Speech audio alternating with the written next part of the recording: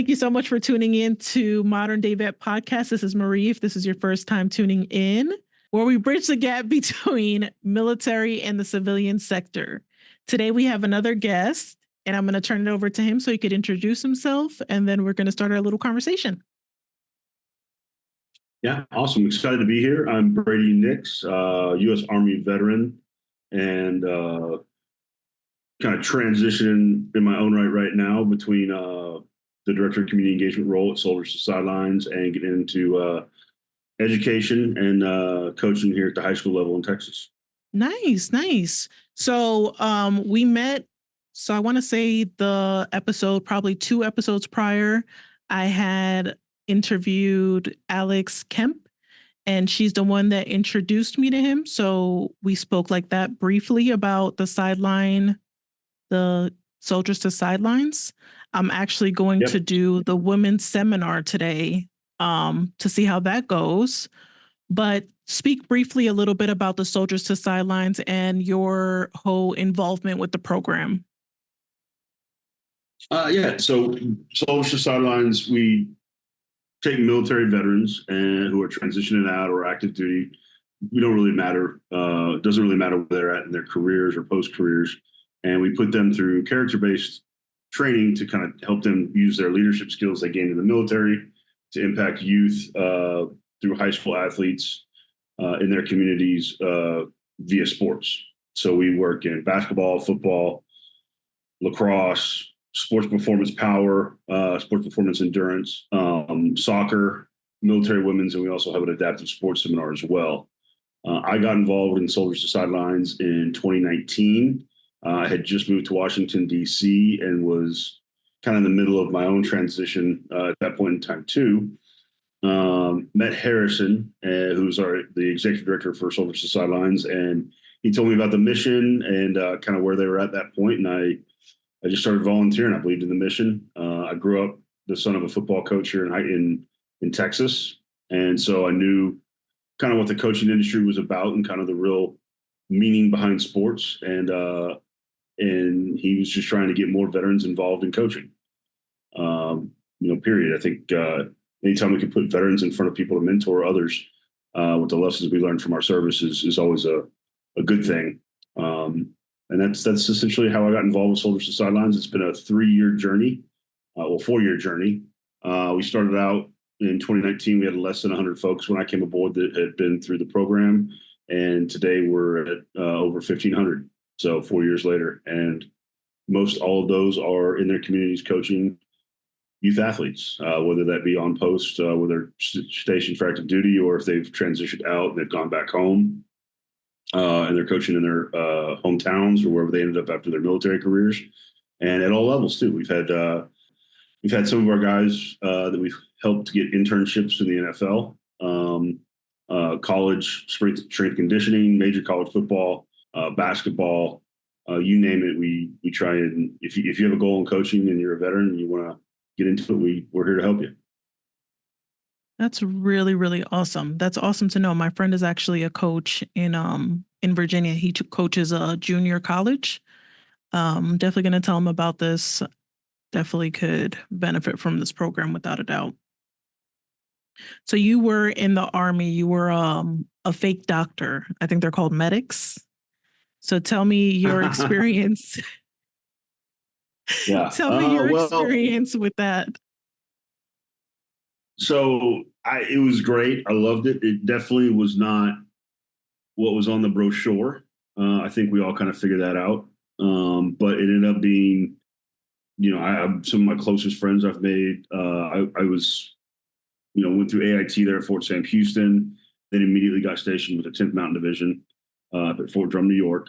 And I'm originally from South Texas. So when I arrived at Fort Drum, New York in late August, and it was already in the 30s, temperature wise, I was a little shocked. So, needless to say, a little bit of an adjustment there, but I absolutely loved it. I love being up in the North Country.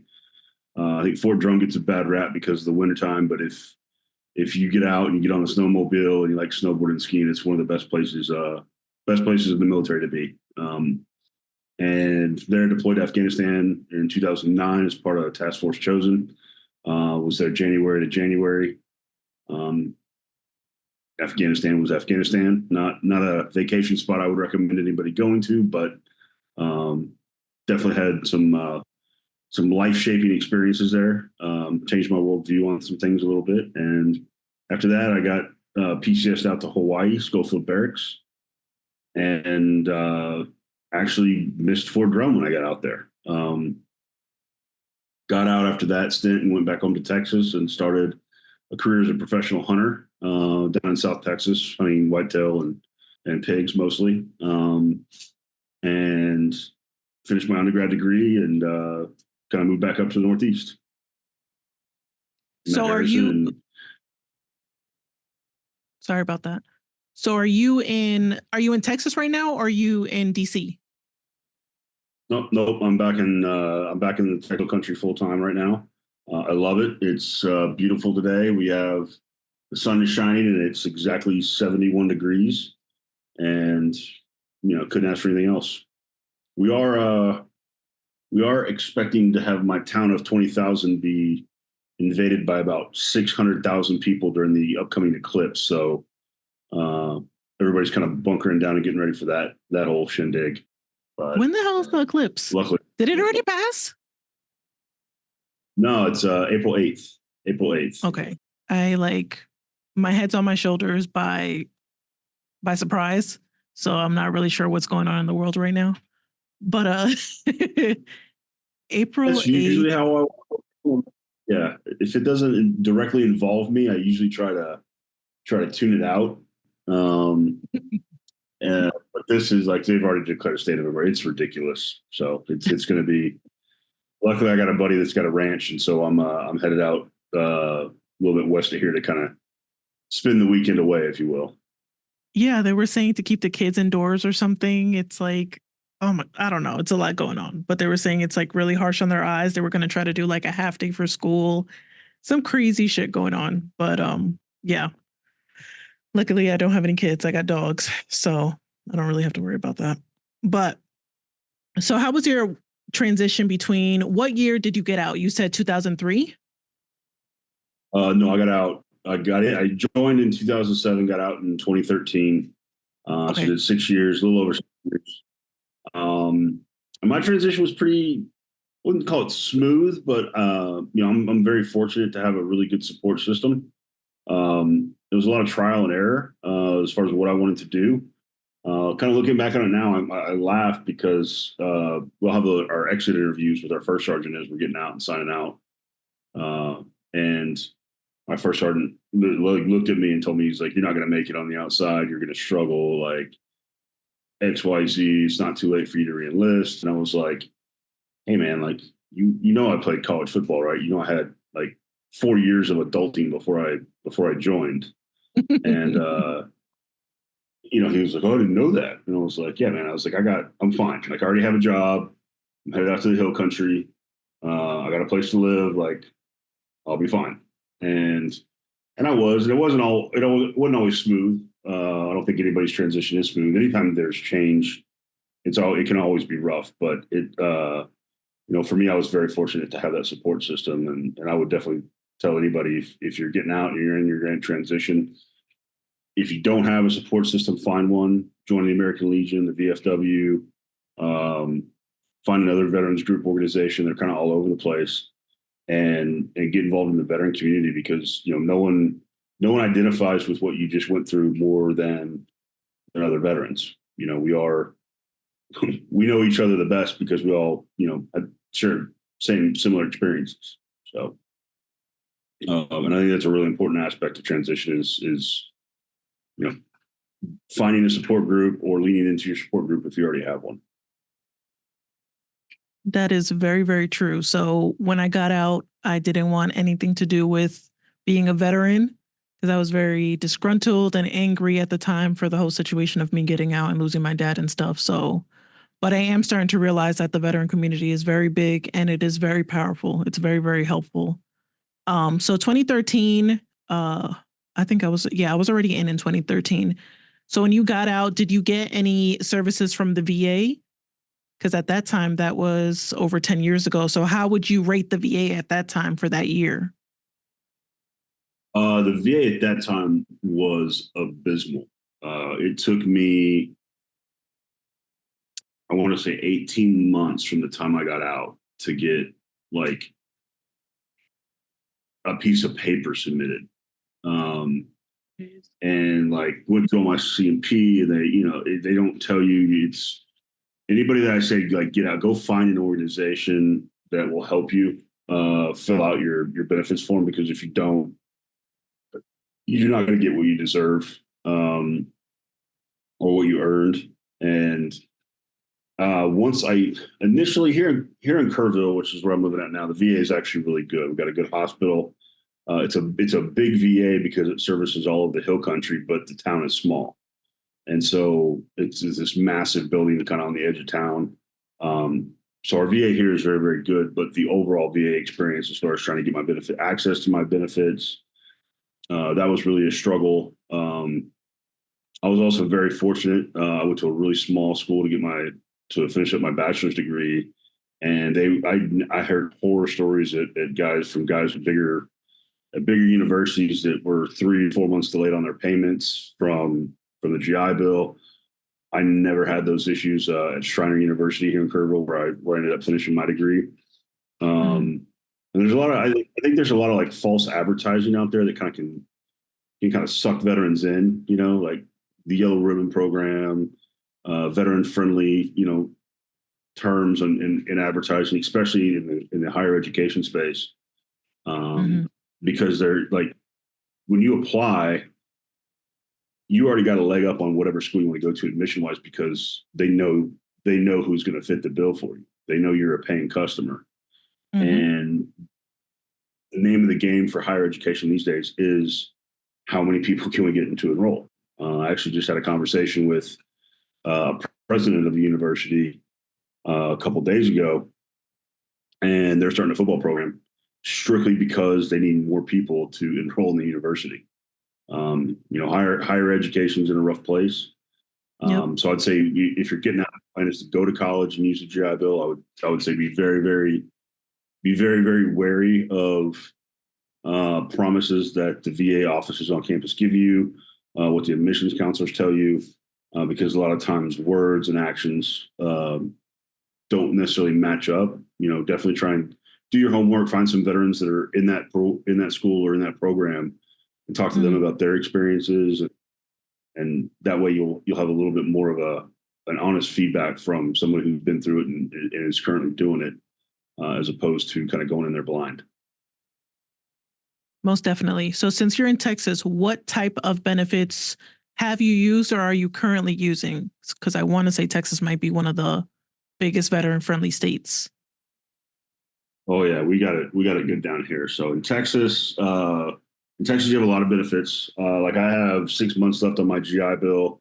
I'm about to start my master's program, and once I run out of my GI Bill, I'll actually switch over to the Hazelwood Act, and that will pay the state of Texas will then pick up the rest of another 120 hours of my tuition.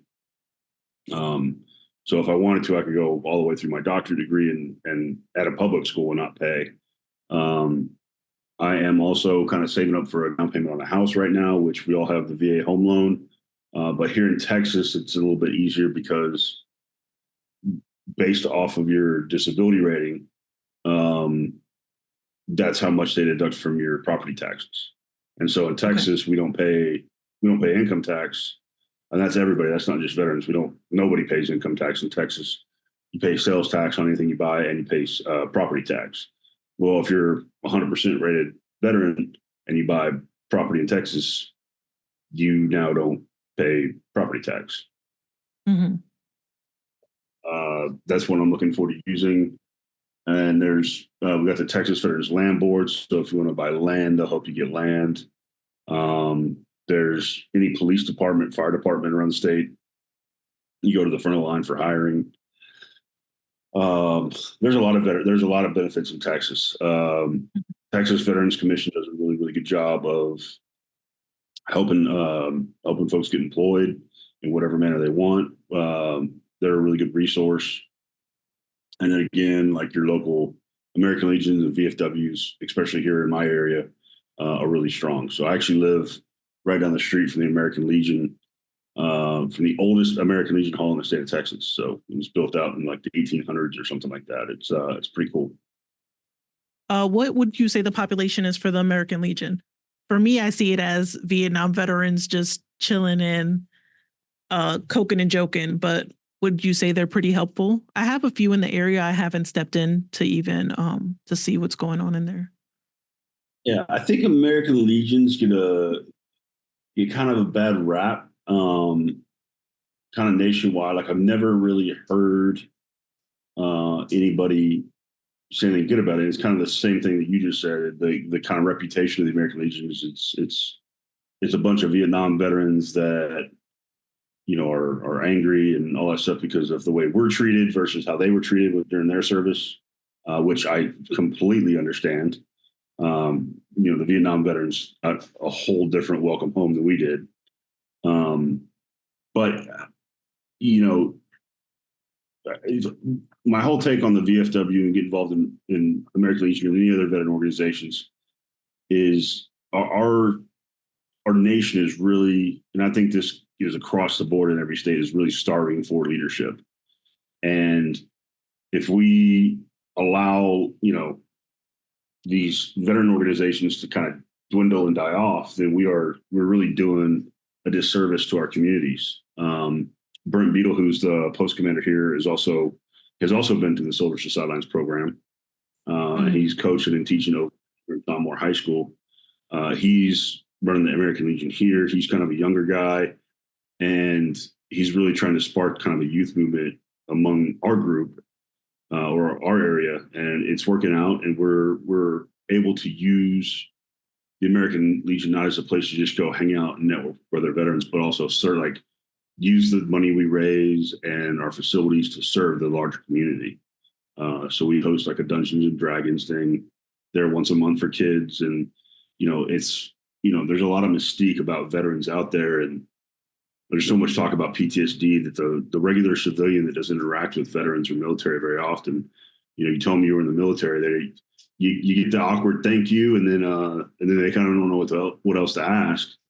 And it's really up to us. I mean, we've seen what we've all been in areas during our time in the military where women weren't allowed to be educated. The government was broken down. The military. Well, I don't know about the Navy, but the Army doesn't ever send you anywhere nice. You know what I mean? Like we're not going there.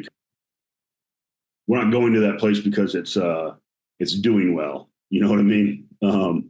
So when you see that, and then you come back and you start seeing like kind of, and this is a medic kind of terminology, but you kind of see the signs and symptoms of what was going on there, and you see that in your community, it's you're bringing in a whole different worldview that the civilians in your community just do not understand.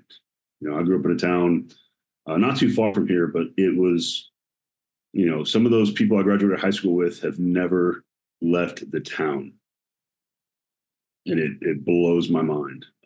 Yes.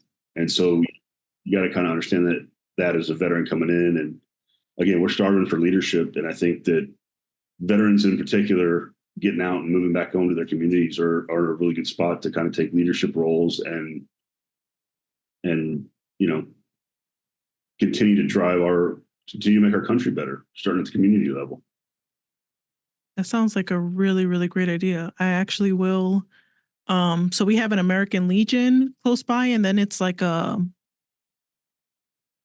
the county, like it's like a county American vet center. It's a very small, like very small looking home. It looks a little creepy, to be honest, but I'll give it a look just to see how it is and stuff. And that's a very good idea for veterans, younger veterans, to kind of help out, because there probably is a huge age gap in these groups. Obviously, the DAV is doing very well for themselves in marketing and having people all over and helping. To be honest, the Vietnam veterans of America are doing pretty well as well. I would say the American Legion is kind of going a little downhill. Not much people are going there, so But I think I think that comes down to the age difference, and Guys that, like you, when I first got out of the military, I didn't want anything. I didn't want anything to do with the military for a while. It took me probably 3 to 5 years before I was really like, yeah, okay, I'm a veteran. I'm proud of my service. It takes a minute. Um, Hmm. and it wasn't because of anything bad that happened. It was just, when you're a soldier, you're a soldier, like 24/7, 365. You're a sailor, Hmm. 24/7, three. It turns into kind of your identity. And then when you get out, to it's really hard to kind of find your new identity. Um, but what baffles me, or not what baffles me, but what has surprised me is circling back to the veteran community, getting more involved with them, getting reconnected with the guys I served with on deployment in Afghanistan. That Hmm. has kind of done reestablishing my self confidence, kind of remembering what I did, how squared away I was, and all that kind of stuff. Um, Hmm. and that's why, and I don't think, we say American Legion, like, my point really is to find a group of veterans, even if it's one or two in your community, one or two at the school you're going to, and lean in and kind of just use them as mentors, make friends. But it's a good thing to surround yourself with other veterans. They'll keep you out of trouble because they know what you went through. We know what to watch for. How Hmm. many civilian friends do you know call you out if you're abusing your sleep medication, or if you're drinking and driving, or civilian Yeah. friends don't care about that. Hmm. You get a DUI, they're like, oh, you should drink and drive. No, better your friend and friends know what's up. Like, we have a standard we hold ourselves to, and it's good to surround yourself with people that still hold those values. Because I promise you, your civilian friends do not. They don't. They live in a different bubble. So yeah, I completely understand. They're in their own world. Oh yeah, it's yeah, it's that was the biggest shock to me, especially even coming back to Texas where we're so veteran friendly. I was like, how are you guys? How do you not know what's? I think my first class I went to was like Intro to Business when I went Hmm. back to school. And at first day, everybody goes around the class, introduces themselves. I stood up. I was like, "Hey, I'm Brady Nix. I just got out of the army. I was a medic. I served in Afghanistan." And like this kid from like the front row goes, "We're still in Afghanistan." I was like, "This is 2009, or this is 2013." I was like, "Yeah, man, I was like there like 3 years ago." Hmm. Like we're still there, not going anywhere, till recently. But um, yeah, it's just it's amazing. It amazes me what the civilian world doesn't know about the military and what it means to serve, and it also amazes me what they think they know about service and what it means to serve. Hmm. That's the other one that kind of makes me chuckle pretty often. Yeah, yeah. All I'll say is yeah. So what are you going to school for if you don't mind me asking? Is it for coaching? I No, I am done with school. So I got my bachelor's in business administration. I am Hmm. considering going back and getting my MBA, but I have not really quite decided on that quite yet. Um, Hmm.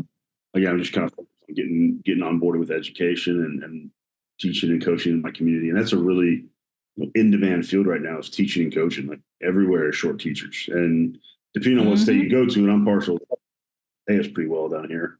Uh, you get you have your disability or your retirement, and then you go teach. You got 2 months off in the summer, and you got 3 weeks for Christmas holiday. So it's not a bad gig, Hmm. and you get to and I don't know if you were an NCO, but my favorite part about my military service was when I was an NCO, working and developing my soldiers underneath me to come up, and teaching is the same way. I get that feeling every day. So Yeah, the leadership role. I did subbing for a little bit. I actually really, really enjoy it. It's just the school that I was subbing at is about an hour away. It was my sister's middle school. So it was just a lot of driving, but I really, really did enjoy it. And I told her that. I was like, I really enjoyed it. I'm just so busy between work and all this other stuff I'm doing. But yes, teaching really does. it feels good. I don't know if everybody says the same thing because these kids nowadays are they're unique, but I really did enjoy subbing. It was a sixth grade to eighth grade, and they were definitely very unique, and I missed them. But You got to maybe one of remember the that days I'll go back. when we were in middle school, they were saying that people were probably telling us that we were unique too. I think every generation is different, but the one thing I know about, like the one thing I've learned since being in the classroom about this generation is they want to learn. Like they learn differently. They just because they've been handed, Facebook and iPhones didn't come out till I was, an adult.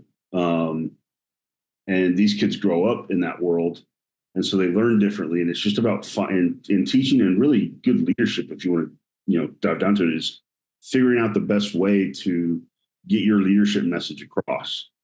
And it's not about your method; it's about what is effective in reaching those who you're leading. Right? Great leaders know that the leader knows it's what his people know, and how much you invest in them. And I think, from my time in the classroom here, and it hasn't been long, but kids are curious. They ask questions. They're proud. A lot of them are going back to old school rock and roll, which is a good sign. ZZ Top, Led Zeppelin, going back to old school rap. They're not listening to this, new stuff, whatever it is. And I wouldn't say they're less inclined for technology. They definitely use it better than us, because they're part of it. But it is, the generation right after ours, the people in their 20s right now and younger 30s, as far as how old I am, they're like, you can't get them off their phone. They'll have like a panic attack. I don't see that with the kids. Maybe it's just my community, but I don't see that with the middle schoolers coming up today. They're not as So you're like, teaching middle school right now? Yep, teaching middle school, and we'll see what happens after this year. So I'm still working on my certification. So we'll see how that goes. I will say with middle schoolers that compare a lot to military people is they love Kahoot. I don't know if you guys did Kahoot in the Army. No, there No. was no Kahoot. Yeah, there was no. Everybody I talked to in the Navy, it sounds like y'all had a lot of fun over there. Like we didn't. We always use Kahoot. Yeah, my life in the military was I would show up Monday morning. This was, at just trying Monday morning at like 3 o'clock in the morning, draw my rifle, get my rucksack on, and we'd ruck 12 to 20 miles to go to the range. And then we'd sleep out there for 5 days. And then we'd ruck back on Friday, clean the weapons, turn them in, and go have 2 days off. That was basically our schedule in the Army. We didn't want a whole lot of technology or classroom learning when you get to Fort Drum and 10th Mountain Division. It's a lot of trigger time, a lot of hands-on training, and then you head down range.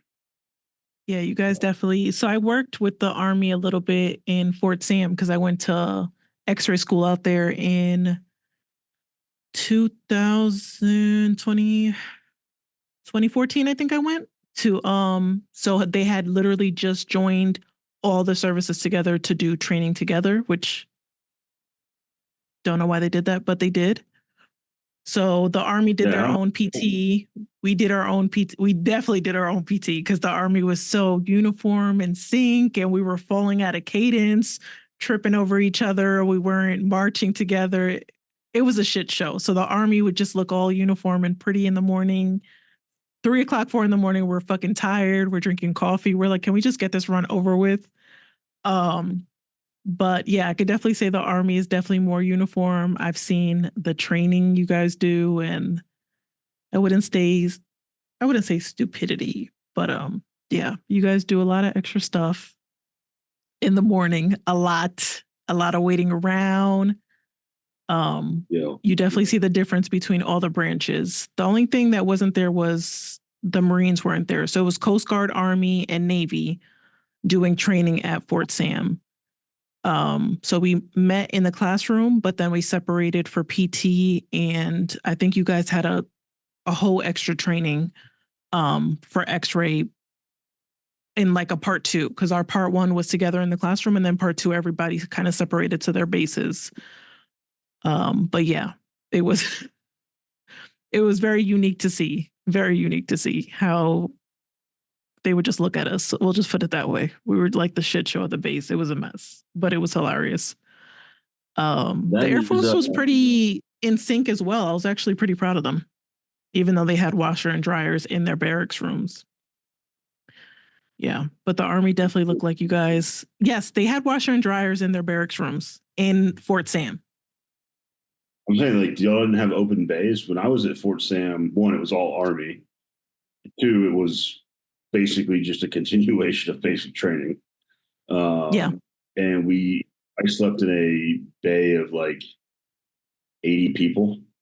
right now it looks like you guys do have a few buildings, but you guys also have like trailer looking things. Like there's some trailers by the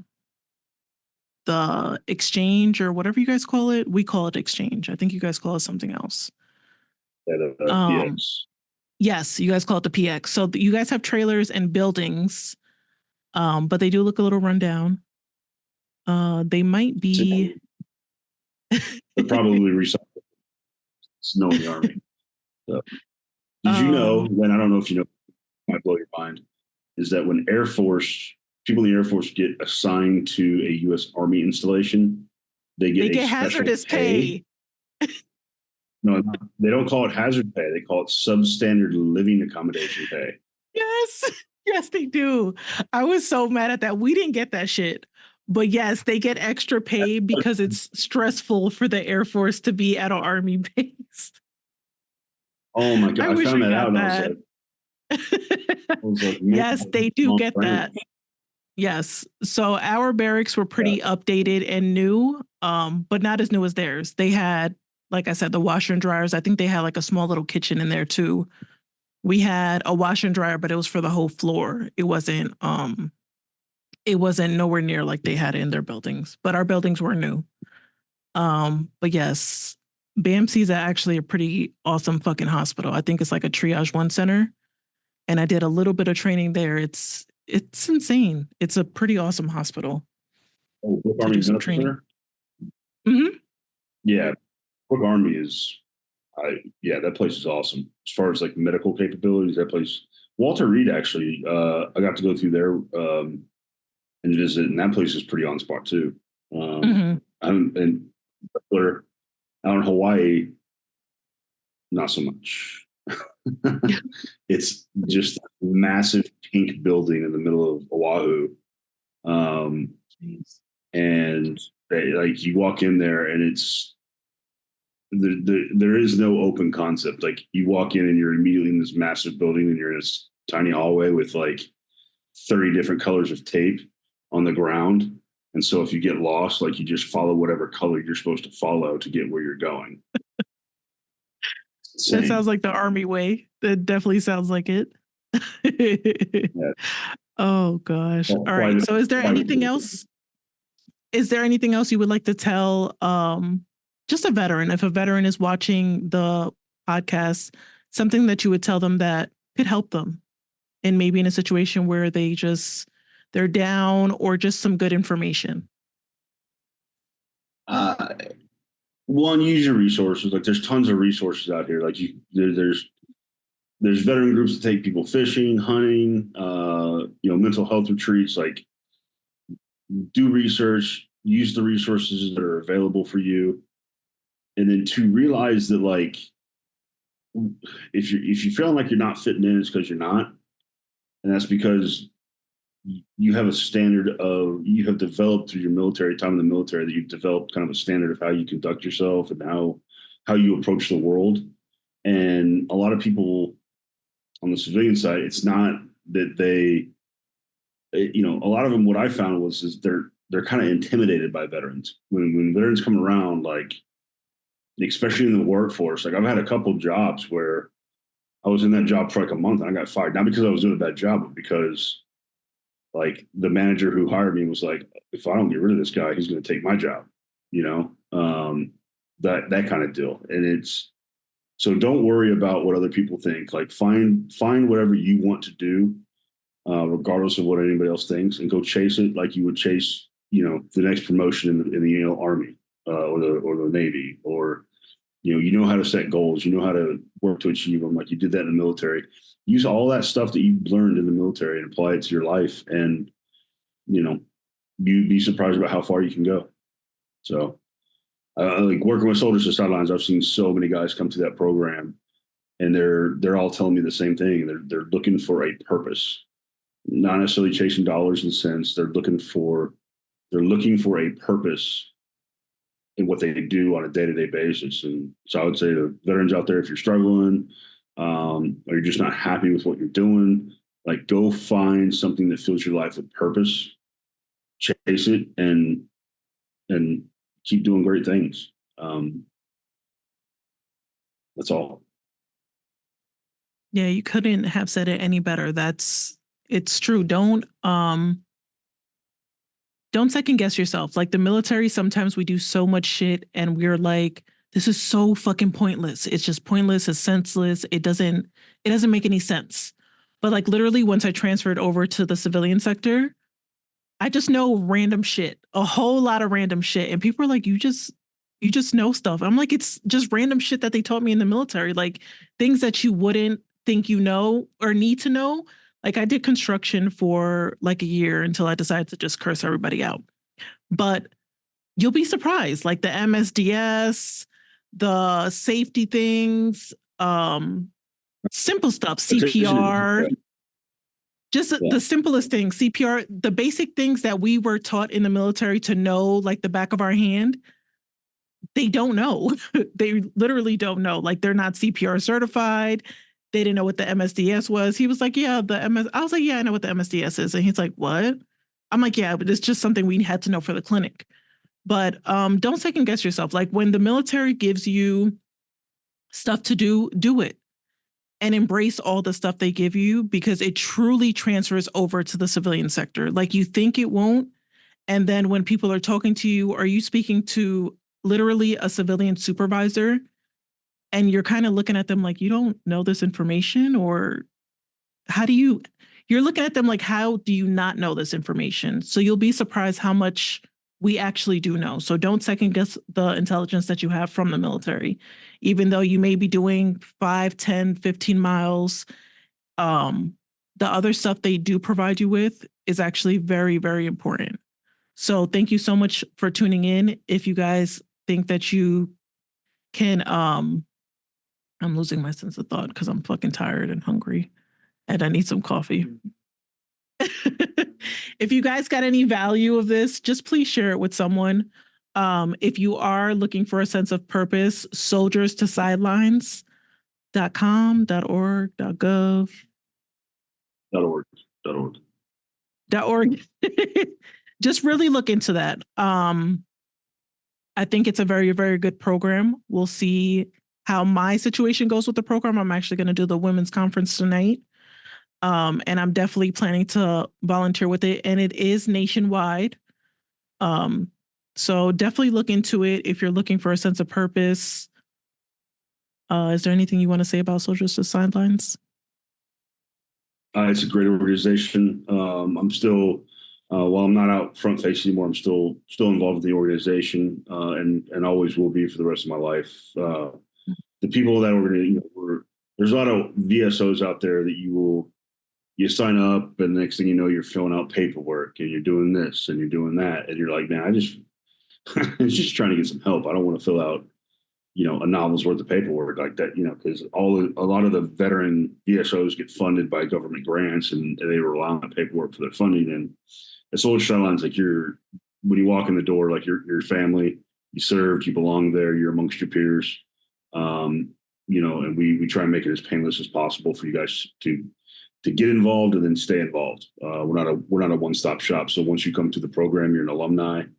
You'll be invited to. We have networking events at the Final Four every year. We go to the AFCA every year. Usually in the fall, we will be at the Jets practice facility for 3 or 4 days, going through a coaching clinic with them. And then we'll go to that game that weekend. So there's a lot of follow-on opportunities once you get certified, and it's completely free. You just sign up and you show up. All of our online training's virtual, or most of our training's virtual, and then we supplement that with on location on location coaching workshops. So last year, I know we did the one with the New York Jets at MetLife Stadium. We also did Mm-hmm. one at SoFi Stadium with the Rams.